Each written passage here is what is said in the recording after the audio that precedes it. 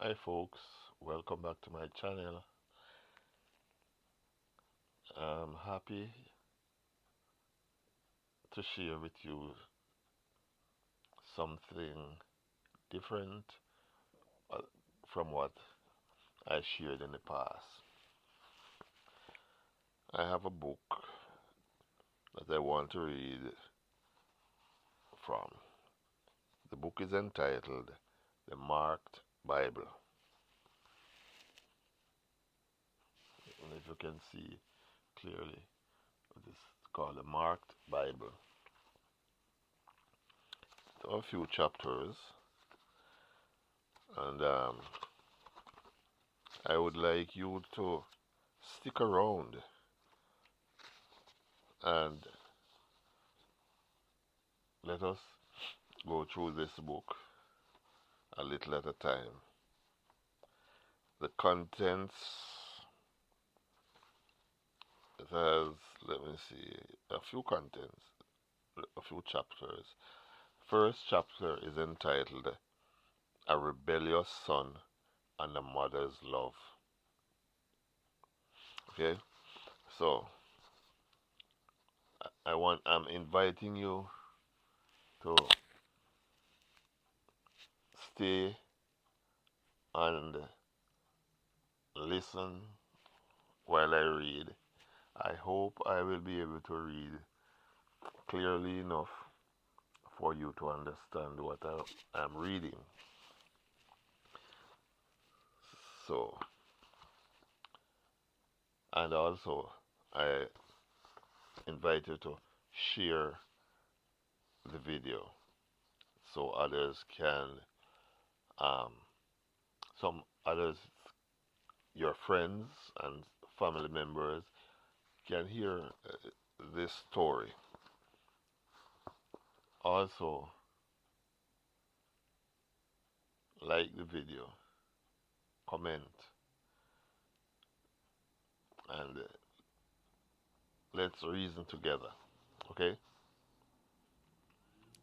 here we go. With this, it says, Chapter 1, A Rebellious Son. Don't mention it again, I tell you. Never again. I am tired of all this talk about Christianity, and I am not going to stand it any longer. You may do as you please, but I insist that you stop making life here at home so unpleasant for me. But son, remember, remember father, his dying request was for you. Just let me tell you of one thing he said about you in his last prayer. He called me to his bedside and with choked voice, Mother, Mother, you seem to think that I don't mean what I say, so so you will keep on. But I have made up my mind to end this whole business. I may as well tell you that 1 week from today I am going to sea.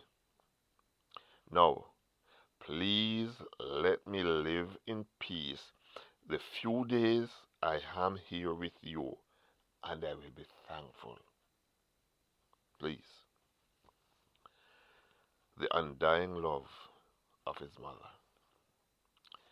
Mistress Wilson had been a wise, tactful mother. For 15 long years she had been alone in the world, battling with poverty, but always seeking faithfully to shield her child from the corrupting influence of the great city of San Francisco.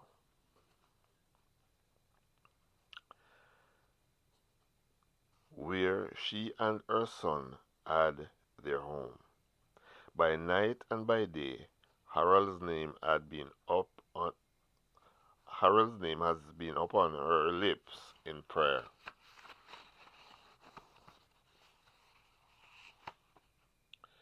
It was It was not true, however, that she had been given too much talk, as might be supposed from the son's complaint.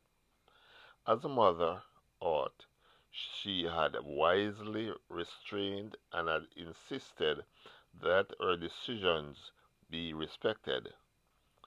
But her words had been few, especially during the latter years, when Harold's age demanded that he begin to fulfill the responsibilities of manhood and to act more fully the independent part of life.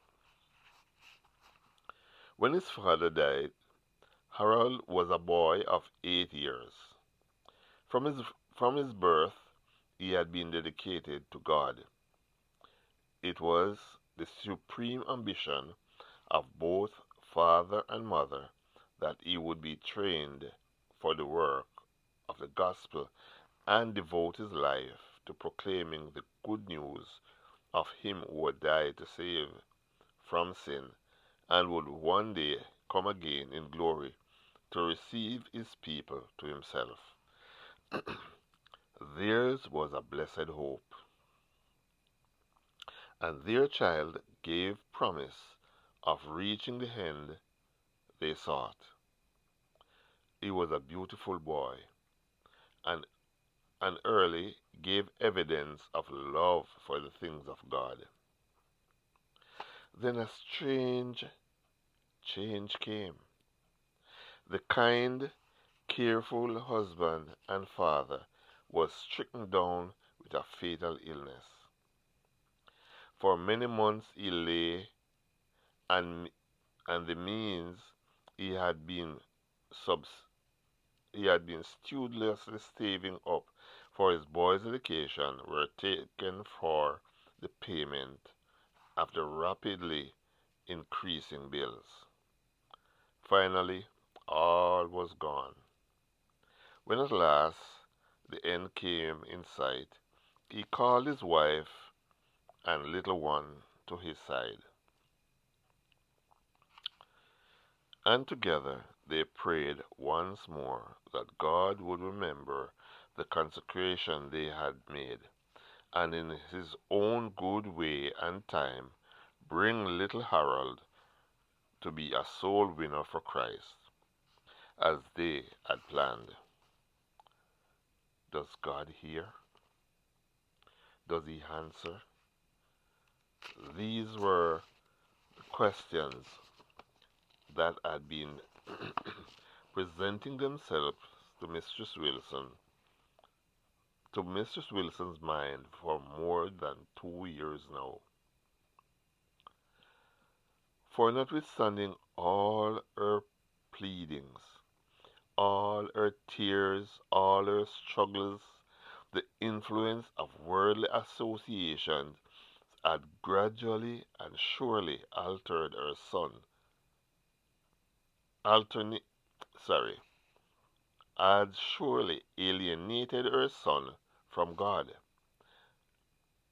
and more he had come to manifest a positive dislike for all that pertained to God and His word of truth. A criminal and a renegade. At the time this story opens, Harold had become a drunkard, a gambler, a thief. He seemed the exact reproduction. He seemed the exact reproduction in his characteristics of a great grandfather whose life had been made notorious by atheism, blasphemy, drunkenness, and murder, and who had ended his life on the gallows. As Mistress Wilson thought upon this fact, her heart almost broke within her, and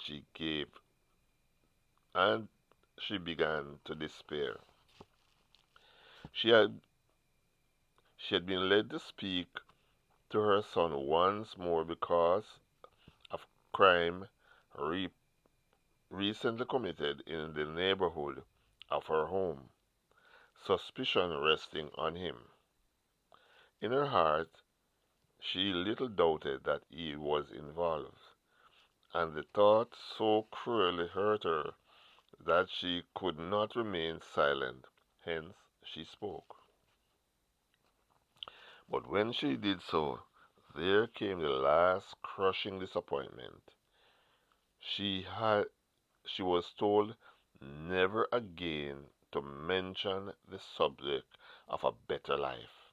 In fact, she was to have she was to have slight opportunity, for Harold had declared his intention of going to sea, and only a few days intervened.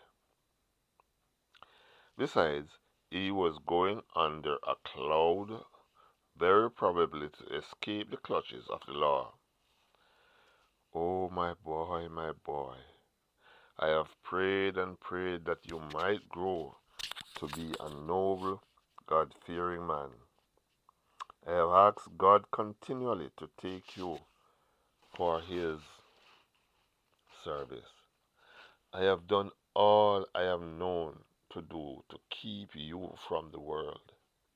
I have hoped and trusted that you would be kept. But today, you are a criminal, a godless, wicked man. You hate religion. You turn from me as though I were one of your worst enemies. Oh, my Harold, my treasure, must I give you up? Thus spoke Mistress Wilson to herself out of the agony of her heart after her son had so ruthlessly denied her the privilege of again speaking to him of the Christian hope, a mother's dream.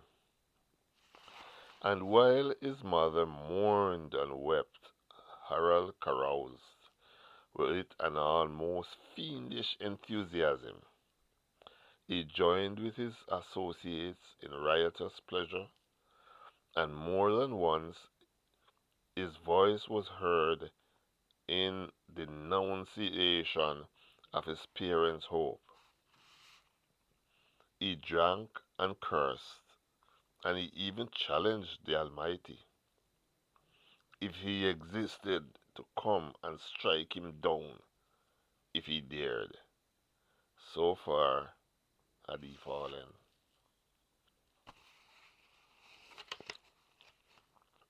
Does God hear? Does God answer? Had a mother's prayer been unheard?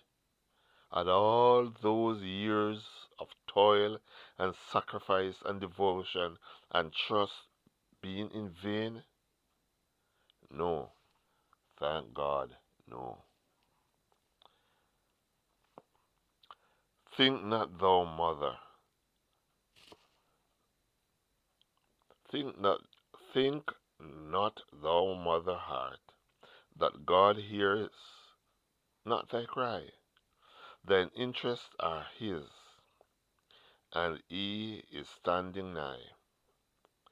He listens, waits, and longs to prove that He is God, thy love. Nor doubt then, nor despair. Trust on through dark, through light. Fear not to bide His time. He will surely do the right. He knows the secrets of thy soul. Thy son shall one day be made whole. I'm going to pause here and we will continue in another video. So, my friends, ponder on these words and take care. Don't give up on your kids. even when they seem to have gone astray. Keep praying for them. Keep them at the altar. Keep praying. Never doubt. God will hear your prayers, and He will answer in His own time. His timing might be different from what we would desire to see, but nevertheless, God answers prayer. Take care, friends, and hopefully, I will see you in the next video. Ciao. I'm out.